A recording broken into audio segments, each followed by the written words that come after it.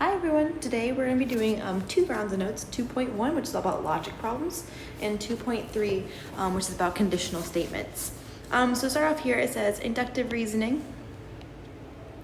Inductive reasoning is using assumptions to reach a conclusion using specific examples to make a general statement. So what this means is you're going to be looking at a series of things, whether it be numbers, pictures, etc., and you're going to try to find the pattern in that series or that sequence and then kind of replicate it. So the first word that we need to define here is conjecture. This is when you assume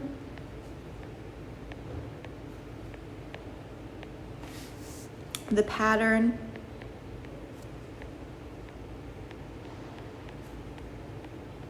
will continue.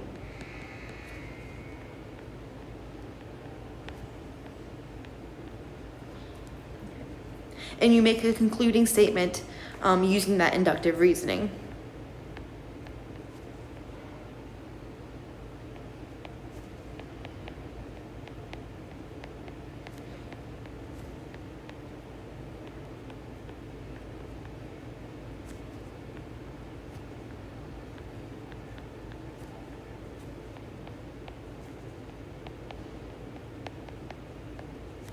Usually this means in the problem you're going to do like the next 2 rounds of the pattern.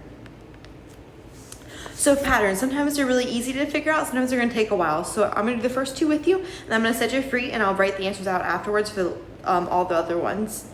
So the first one, it goes 8:30, 9:45, 11, and 12:15. So kind of how I problem solve here is I look, how do I go from one to the next? So how do I go from 8:30 to 9:45? Well, that looks like I add an hour and 15 minutes.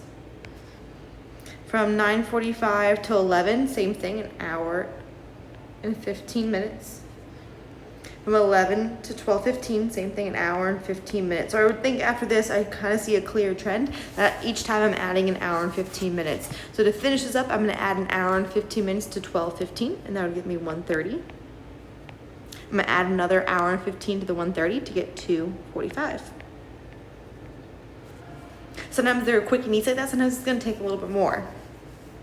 All right, the next one, 1, 3, 7, 13, 21. So we got numbers again. So I'm going to kind of do the same thing and figure out kind of how do I go from one number to the next. So it says from 1 to 3, well, that's 2. 3 to 7 is 4. 7 to 13 is 6. 13 to 21 is 8.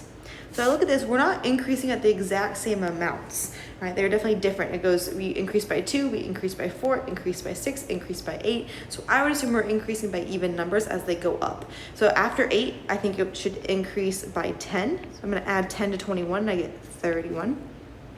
After 10, I think it should go to 12. So I'm going to add 12 to 31 and I get 43.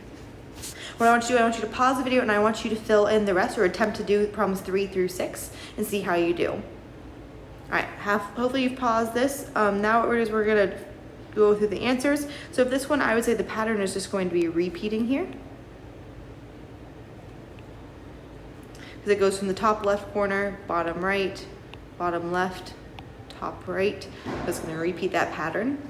And number 4 here, it looks like it's increasing in sizes and alternating from solid to dash. So I would say this next one is going to be a solid shape with 6 sides. So my solid shape, 1, 2, 3, 4, 5, 6.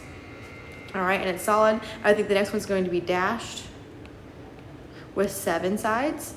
So here's my first side, 2, 3, 4, 5, 6.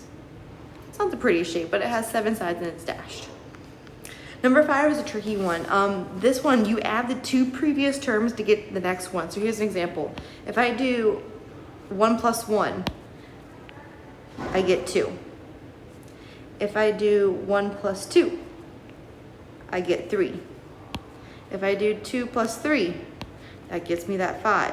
So what I'm going to do to get this next term, I'm going to add the previous term. So I'm going to add 6 and 8, or 8 and 13. If I add 8 and 13, I get 21. To get the last one, I'm going to add the 13 and the 21. And that gets me 34. And the last one, this is a tough one. This one took me forever to figure out myself because it's just random letters, OTTFFSSEE. It's actually counting by 10 up there. So it's counting up to 10. So the one that represents 1, 2, 3, 4, 5, 6, 7, 8. So this one would have to be 9. 9 starts with an N. And the last one's 10. 10 starts with a T. All right, so some of them will be super easy, some of them are gonna take some time. I would say if you could do problems like the first 4, you're in a really good spot. All right, last definition here for this one is counterexample. A counterexample is just a number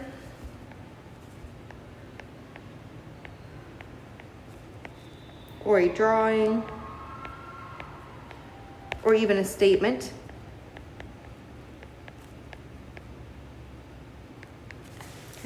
that proves the conjecture false.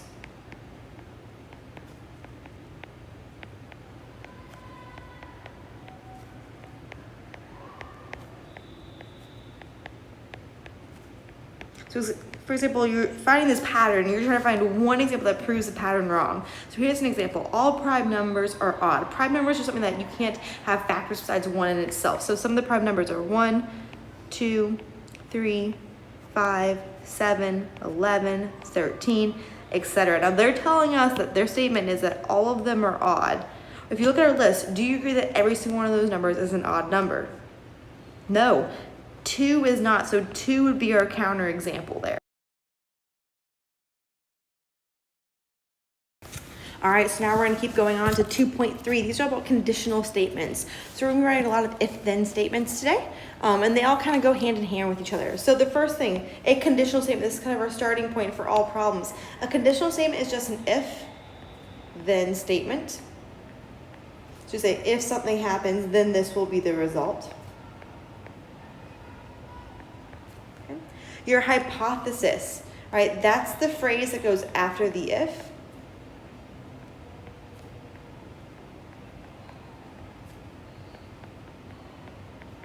Where your conclusion is the end of part of it, and that's the phrase that goes after the then.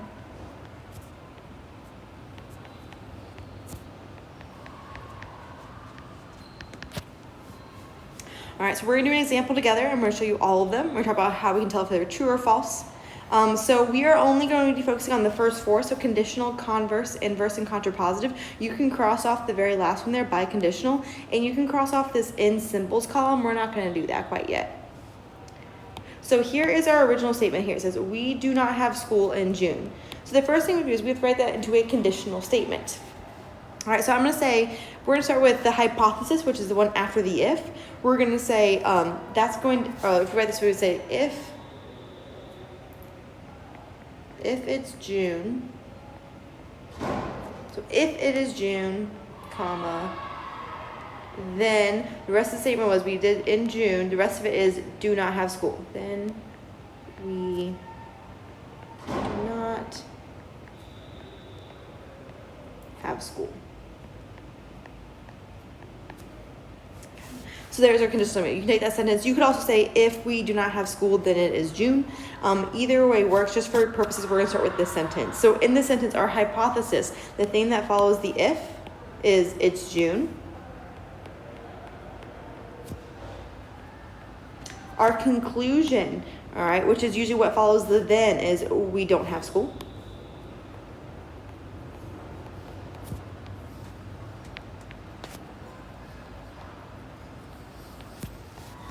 All right, so conditional statements, they're pretty easy to write. If then, you take a sentence and you make it to that.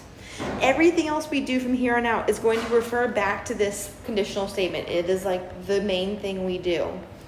All right, so the next one you'll see is called the converse. The converse is just when we flip the if and the then around. So I do this little symbol. We're going to flip the if and the then. So whatever followed your if in your conditional is now going to follow your then, and your then's going to follow your if. So if it was originally, if it's June, then we do not have school. We're going to flip that around. We're going to say, if we do not have school, comma, then it's June. So all we did was took our conditional statement and we flipped it around. You'll notice I kind of color coordinated these as well. So you'll see that the conditional and the inverse are in the same color there because they go together. So what the inverse does, it was what we call it negates it. Okay, this word just means it makes it negative or it changes the meaning of it. So for example, it says if it's June, negating that means if it is not June.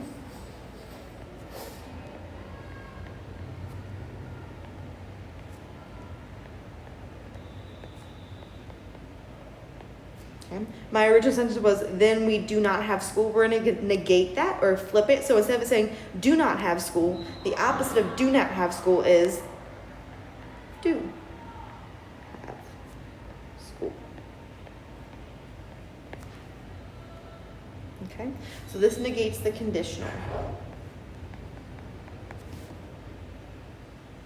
All right, the contrapositive is color coordinated with the converse. It does the same thing but to the converse, so it's going to negate or make it negative or flip it. The converse. So our converse said, if we do not have school, then it's June. So we're going to negate both of those parts. So instead of saying, if we do not have school, we're going to say, if we have school.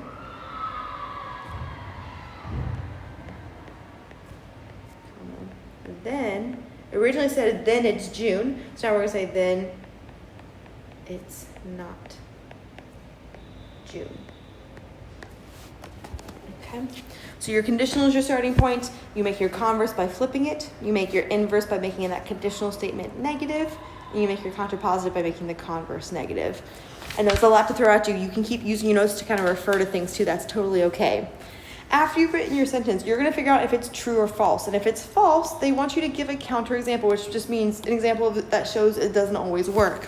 So here's our first statement, conditional. If it's June, then we do not have school. So for Owen Tangi, in June, do you guys go to school? No. All right, so this is a true statement. If it's June, then we don't have school. That is completely true. We are out of school in June. All right, the converse says, if we do not have school, then it's June. That's saying that every time we don't have school, it's only in the month of June. I would say this is false. And one of my counterexamples could be winter break. During winter break, you're not in school, right? But it's definitely not June. Another example could be spring break. It could be any of our long weekends. The inverse statement, if it's not June, then we do have school. So if it is not June, then we do have school. So let's think about that. If it's not June, so it means it can be any of the 11 months. And all of the 11 months, we always have school. I would say that's false. What's a month that we don't have school besides June? July. In July, we don't have school either. All right, and the last one, the contrapositive says, if we have school, then it is not June. So if we are in school, it is definitely not the month of June. I would say that's true.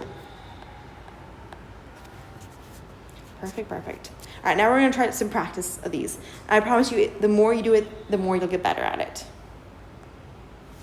All right, so here's our statement. It says, Great Danes are large dogs.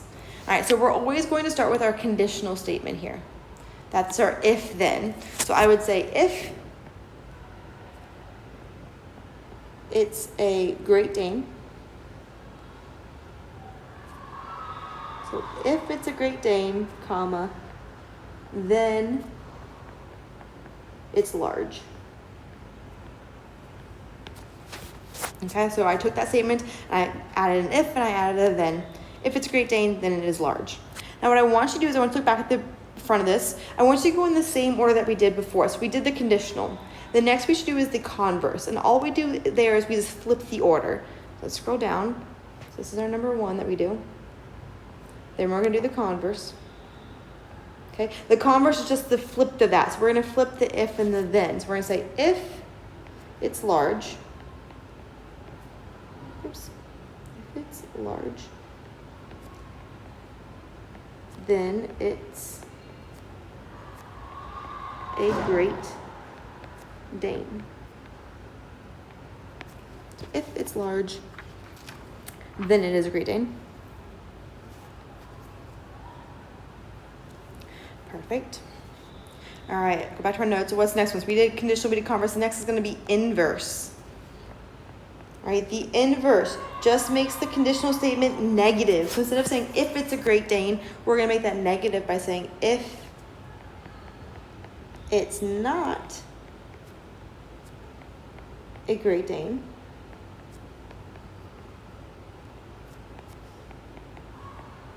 then it used to say then it's large, then it's not large. And finally, the fourth one is contrapositive. All right, that makes the converse negative. All right, so it originally said if it's large, then it's a Great Dane. So we're going to say if it's not large,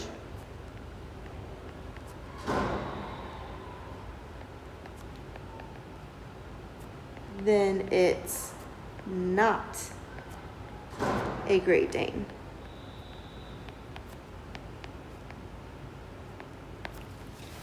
Perfect. Okay, the last part of this is seeing if they're true and false. So let's read the sentences to see.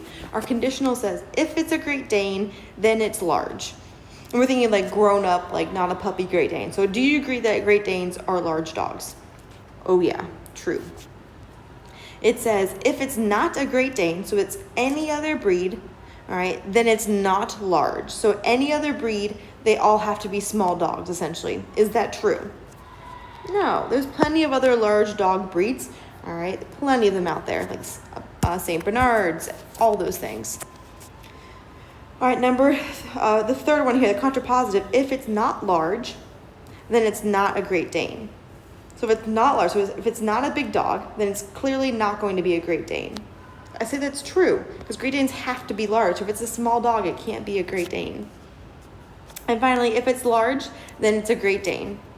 Well, we just said before, not all big dogs are going to be Great Danes. That's going to be false.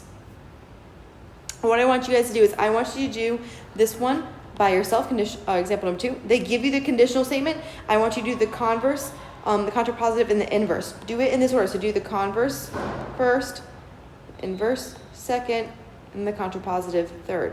All right, you don't have to do the biconditional statement. I'll check those in class. Example 3, it says, what has the same meaning as the given example? It says, you can go to the movie after you do your homework. So if I look at this one, what do we have to do? We have to do our homework. And then once we do our homework, then we can go to the movies.